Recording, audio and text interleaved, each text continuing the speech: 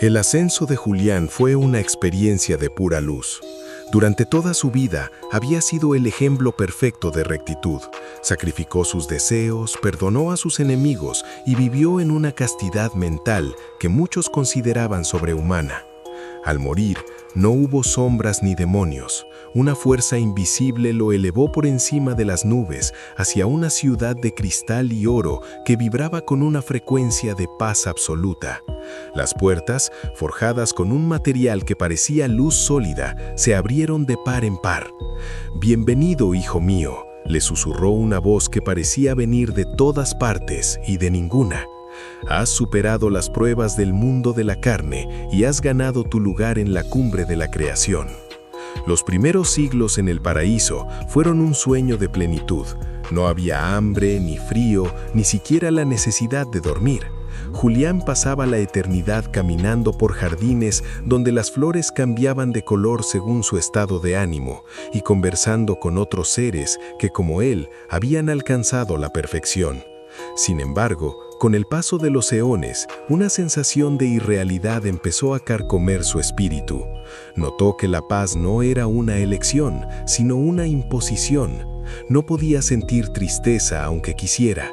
Sus pensamientos eran filtrados por la atmósfera dorada del lugar, convirtiendo cualquier duda en una ráfaga de euforia artificial. La sospecha se convirtió en horror cuando Julián descubrió el sótano de la realidad. Mientras exploraba los límites de la ciudad de cristal, encontró una zona donde la luz se volvía delgada y traslúcida. Al mirar a través de una grieta en el suelo de nácar, vio hacia abajo. No vio la tierra ni el vacío. Vio las llanuras de fuego y los ríos de sangre del infierno tradicional. Vio a las almas siendo torturadas por demonios y escuchó los gritos de agonía que subían como un humo negro. Pero lo que lo dejó paralizado fue la conexión estructural. Los pilares que sostenían el cielo estaban hundidos profundamente en el sufrimiento de los condenados. El cielo no era el opuesto del infierno, era su corona. Un ángel de ojos inexpresivos apareció detrás de él, con sus alas de platino proyectando una sombra fría. «Lo has descubierto antes de tiempo», dijo el ser con una voz que carecía de cualquier rastro de divinidad. «El infierno tiene muchos niveles. Los niveles inferiores castigan el cuerpo con fuego y hierro, pero el nivel superior, este lugar, castiga el alma con la nada absoluta vestida de gloria». El verdadero castigo no es el dolor, Julián. El dolor te recuerda que estás vivo, que eres individuo, que puedes luchar. La perfección eterna es el castigo final, porque anula la voluntad. Aquí eres un prisionero en una celda de oro, condenado a ser feliz por la fuerza, mientras observas la maquinaria de dolor que sostiene tu falso trono. Julián sintió una náusea espiritual que el aire del cielo intentó suprimir de inmediato con una descarga de placer artificial. «Esto es una perversión», gritó, intentando golpear al ángel. «Prefiero el fuego, prefiero la agonía real a esta mentira de cristal». El ángel sonrió con una crueldad milenaria. Todos dicen lo mismo cuando se dan cuenta de que Dios y el diablo son las dos caras de la misma mandíbula hambrienta. Pero ya has ascendido, no puedes descender por voluntad propia. Estás atrapado en la capa más refinada del tormento, la de los que creyeron que su bondad los salvaría, solo para descubrir que su premio es ser los espectadores de la miseria universal por toda la eternidad. Desesperado, Julián corrió hacia el borde del paraíso y se lanzó al vacío, buscando la caída hacia las llamas, buscando cualquier cosa que no fuera esa luz cegadora y mentirosa. Sintió el viento de la nada golpeando su rostro y por un momento sintió esperanza. Pero antes de tocar el suelo del infierno, unas cadenas de luz sólida brotaron del cielo y lo atraparon en el aire. No lo subieron de vuelta, pero tampoco lo dejaron caer. Fue suspendido en el espacio intermedio, en una zona de penumbra gris entre la gloria falsa y el dolor real. El ángel se asomó desde el borde del cielo, mirándolo con lástima. Intentaste romper el sistema y ahora el sistema te ha descartado, pero no puede eliminarte, dijo la entidad. Ahora no perteneces a la luz ni a la sombra, estás en el limbo de los que saben demasiado. Julián intentó cerrar los ojos, pero no pudo. Intentó dejar de existir, deseó con todas sus fuerzas que su alma se desintegrara en la nada, pero su esencia era indestructible por decreto divino. Ahora, Julián cuelga en el vacío infinito, consciente de cada segundo de una eternidad que ya no tiene propósito. Puede ver la luz perfecta del cielo arriba y el fuego purificador del infierno abajo, pero él no puede alcanzar ninguno de los dos. Está atrapado en el silencio absoluto, sin poder morir, sin poder dormir, siendo una conciencia nuda que comprende que la mayor tortura del universo no es el fuego, sino la comprensión total de que el paraíso fue el engaño más cruel de todos. Se ha convertido en un nudo de conciencia eterna, gritando en un vacío que no devuelve ecos, esperando un final que nunca, bajo ninguna circunstancia, llegará a buscarlo. Esteban despertó con el sonido de una alarma metálica que vibraba directamente dentro de sus huesos. No estaba en una nube, ni frente a un tribunal de luz.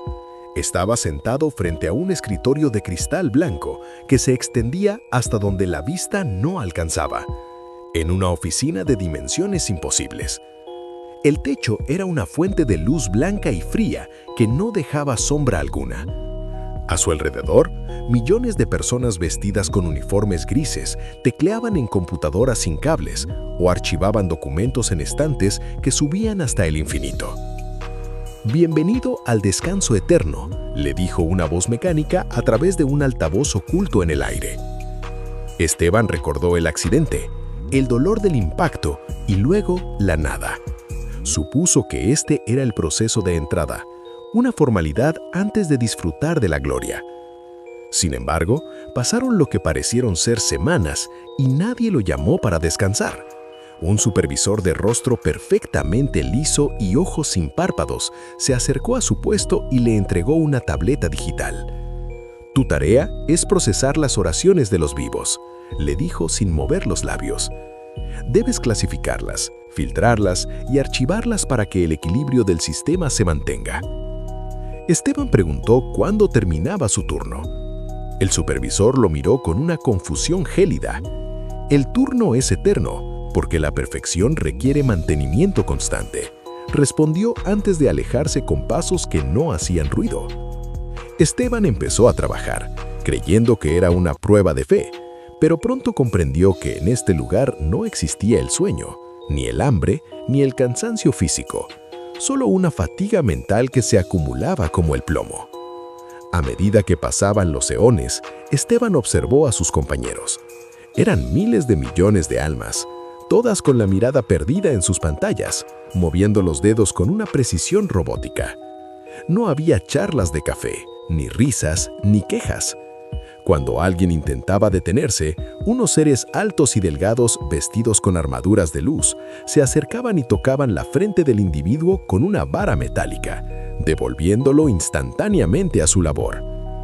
El cielo no era un lugar de paz, era una maquinaria burocrática infinita, diseñada para procesar la energía de los muertos y mantener el funcionamiento de un universo que nunca se detenía. El paraíso era en realidad la fábrica más grande de la existencia, y las almas eran la mano de obra gratuita que nunca moría. Un día, Esteban no pudo más. El peso de procesar millones de peticiones inútiles de seres humanos que aún no comprendían su destino lo hizo estallar. Se puso de pie, derribando su silla de cristal que se evaporó antes de tocar el suelo. «Esto no es el cielo», gritó con todas sus fuerzas, pero su voz fue absorbida por el silencio absoluto de la oficina. «Somos esclavos, nos prometieron descanso y nos dieron una oficina sin fin». Sus compañeros ni siquiera levantaron la vista. El supervisor de rostro liso apareció de la nada, flotando a pocos centímetros del suelo. «El empleado 400.000 millones está experimentando una anomalía de identidad», dijo el supervisor a su radio invisible. «La rebelión es una ineficiencia que el sistema no permite». Esteban intentó correr, buscando una salida, una puerta, una ventana, cualquier cosa que no fuera ese blanco cegador. Pero el espacio se curvaba sobre sí mismo. Cada pasillo lo llevaba de vuelta a su escritorio. Los guardias de luz lo acorralaron contra una pared de archivos infinitos. «No me obligarán a seguir con esto», gritó Esteban mientras intentaba golpearlos. Pero sus manos atravesaban los cuerpos de luz como si fueran humo.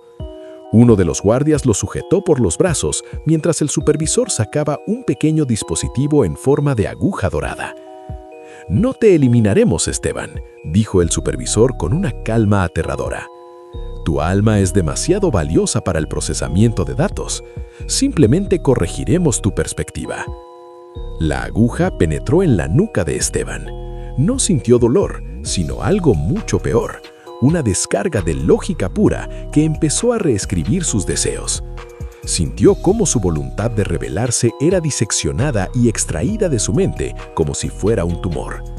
Vio sus recuerdos de libertad, sus deseos de descansar y su odio por la empresa celestial siendo borrados y reemplazados por una necesidad obsesiva de cumplir con su cuota de trabajo. Pero el proceso no fue perfecto, y eso fue lo más cruel de todo. La reprogramación eliminó su capacidad de actuar, pero dejó intacta su capacidad de observar. Esteban fue escoltado de vuelta a su asiento. Sus manos comenzaron a moverse solas sobre el teclado con una velocidad vertiginosa. Su mente gritaba de horror, pero su cuerpo no respondía.